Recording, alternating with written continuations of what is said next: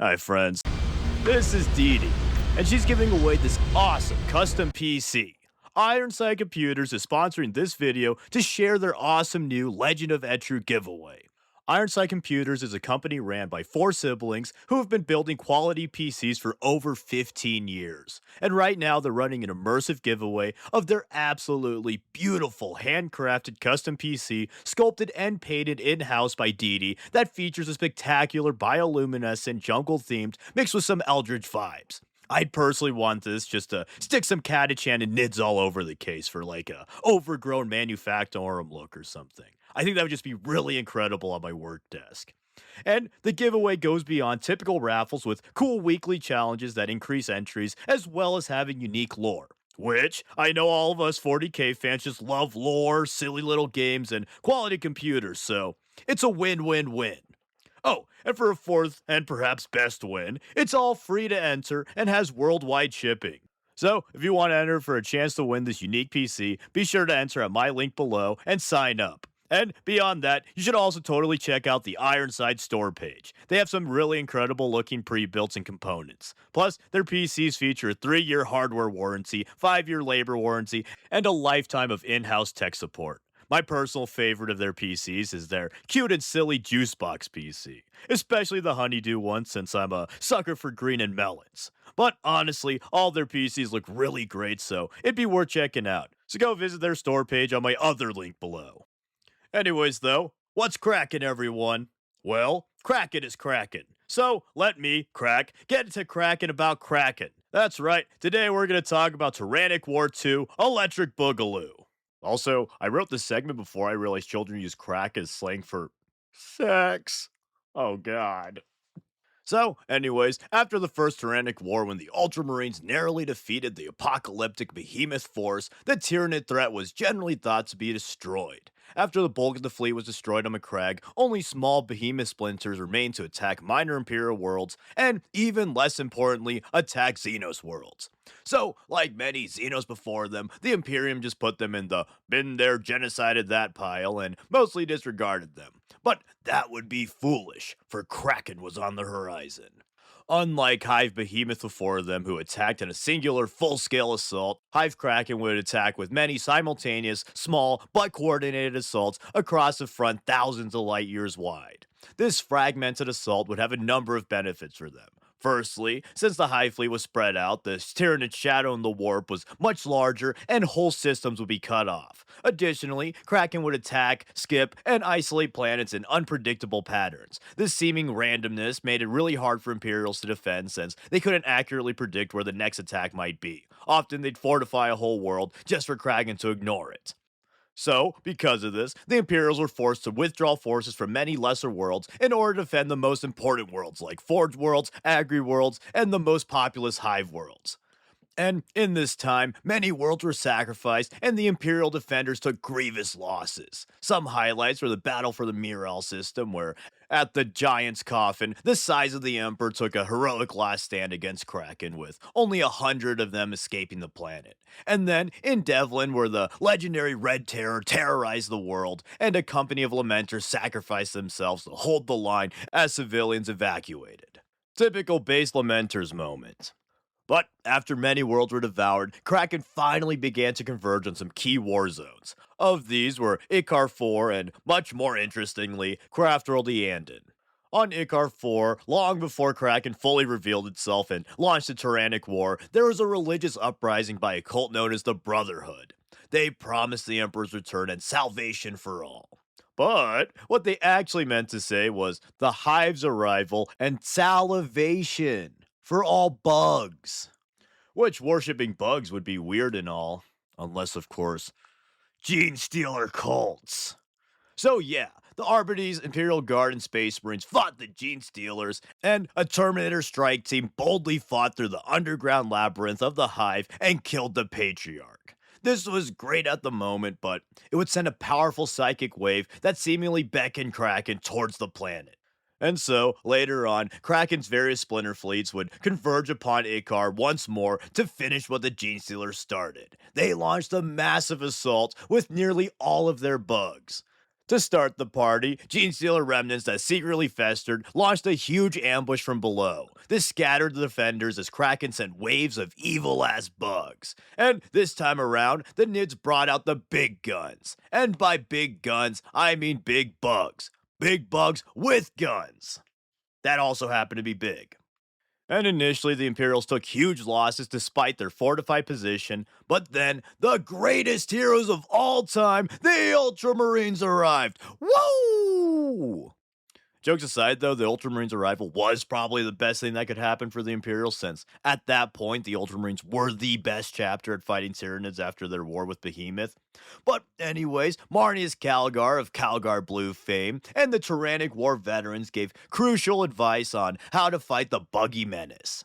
And with that, though, let's take a break from the Marines to swing over to the much more interesting warfront, Craftrel the Anden. Craftrel the Anden was one of the most populous and powerful craft worlds. Big emphasis on the was, and we could thank Hive Kraken for putting that tragic little was in the prior sentence. Eandon had the misfortune of traveling around the path of Kraken, and by the time their rangers had spotted the Tyranids, Eandon was too far into Kraken's huge fleet path to retreat. So every Eandian, I don't think that was the right way to say that, was forced to take up arms and prepare to defend their home. In addition, the Rangers and Farseer's reports were so dire that Farseer Kelman begrudgingly ordered the spirits of Eandon's Infinity Circuit to be taken to serve as the Eldar's Ghost Warriors. Despite being badass, even among the elves, grave robbing Grandma Solda, draft her against your bug problem is generally frowned upon. But you gotta do what you gotta do, and sometimes you gotta raise the dead to make sure the amount of dead doesn't rise. And so, when Kraken finally arrived, Eandon's fleets engaged them in a void war. Initially, they found success taking down many Hive ships, but they were hopelessly outnumbered, and Kraken was eventually able to break through and make planetfall. Or, I guess, ship that's basically a mini planetfall. And on Craftworld Eandon, things got a little bit nutty. In the artificial atmosphere, swooping hawks and falcons dueled harpies, and in the ancient Wraithbone halls, striking scorpions engaged endless hordes in brutal melees, dire avengers scythed down nids, and wraith knights wrestled foul carnifexes. There were even badass kaiju mech fights as Wraith Knights battled Tyranid Biotitans. It was all-out war in the craft world, and despite fighting well, the Eldar's numbers were dwindling against the endless waves of bugs. Eventually, it got to the point that the Wraith constructs actually outnumbered the true living Eldar. But at the brink of extinction, when all hope seemed lost, the exiled coolest dude ever, Prince Yriel of Yriel Yellow fame, made his return. Although he swore to never return, Yriel couldn't just let his people get annihilated. So he brought his pirate fleet, the Eldritch Raiders, to save his home. Uriel's Corsair fleet pincered the Kraken forces and engaged in another void battle to take pressure off of the Craftworlders. Being a pirate lord, Yriel was an excellent admiral, and the Corsairs took down 2 huge Kraken waves. In the void, Uriel's forces hunted down the largest bioships, and despite taking heavy losses, they had eventually defeated the Void Fleet. With its fleet disabled, the remaining Kraken forces launched a suicidal final assault headed by the Hive Tyrant. This final wave was nearly unstoppable. Nothing could slow the Tyrant. Even the mighty Wraith Lords and Wraith Knights were scythed down by the foul beast. So the Eldar rose the Avatar of Cain to match the mighty beast. The Avatar of Cain challenged the Hive Tyrant to an honor duel. But, silly Cain, bugs have no honor, only hunger. So the Hive Tyrant simply Carnifex spammed the Avatar and went on with his day. So, as a dozen or so Carnifexes tore the Avatar to shreds, the Tyrant wreaked havoc elsewhere. And so, when hope seemed lost for the infinitieth time, Prince Yriel once again arrived to save the day. His Corsairs arrived on the craft world to help their fellow elves. And, at the critical moment, Prince Yriel sacrificed his soul to take upon the cursed Spear of Twilight. The spear had immense power, but it would permabond with its user and sap their soul energy over time. But with his badass cursed weapon, Prince Yriel engaged the Hive Tyrant in glorious combat. He thrust the Spear of Twilight into the Tyrant's face and exterminated the beast. Badass. And although they won, it came at a great cost. most of Eandon had been killed, and their craft world was all but destroyed. But, anyways, on the other front, things weren't too good either. Even with the Ultramarines, Kraken still destroyed much of Iccar. After about a year of endless battle, most of the Emperor's spears and lamenters had been killed, and the hives of the world were in flame. But eventually, the mighty Calgar would once again duel a Swarm Lord. This time, however, hardened by Behemoth, Calgar would have the skills needed to slay the beast. With the Swarm Lord slain, the remaining Kraken forces began to fall apart, and the Imperium was able to reclaim the scorched husk of their world. And although they won, it came at a great cost. Most of the Space Marines had been killed, and their Iccar 4 was all but destroyed. But with the two defenders triumphing, Kraken was defeated and was forced to splinter out to survive. And so, long before the return of Guilliman, the Ultramarines and Eldar had a technical alliance that saved their people from total annihilation. Both victories were absolutely critical in stopping Kraken, and if either had failed, it is said that Kraken would have become unstoppable. And honestly, Kraken's kind of stupid. They had a good strategy of fanning out, and then they switched it up to just do a big attack. But they didn't commit hard enough, so their two mini big attacks ended up just barely getting defeated. Like, damn, the Hive Mind could really benefit from playing a game or two of Risk. Then maybe they could learn to allocate their forces better. But I suppose they are named Kraken and not Thinkin' for a reason, so it's all good. Even with that, though, I still really like Kraken. I think of the main three Hive fleets, they have the coolest name and color scheme, so that's a huge plus for me. But let me know what you think of Kraken, Eandon, and the Second Tyrannic War. Also, be sure to comment your favorite of the Tyrannic Wars. Personally, the second is my favorite simply because Eandon and Yriel are just so damn cool.